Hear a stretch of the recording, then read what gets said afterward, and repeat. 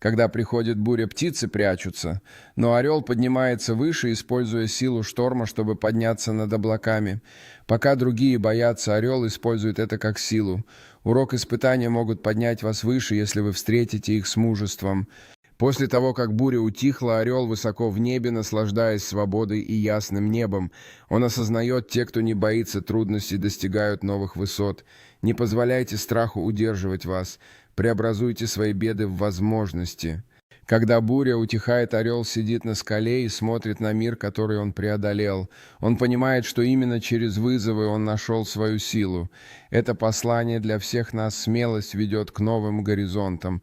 Свет утреннего солнца озаряет орла, который летит в ясное небо, оставляя бурю позади. Этот момент вдохновляет всех, кто сталкивается с трудностями. Ваша смелость откроет перед вами новые возможности и горизонты.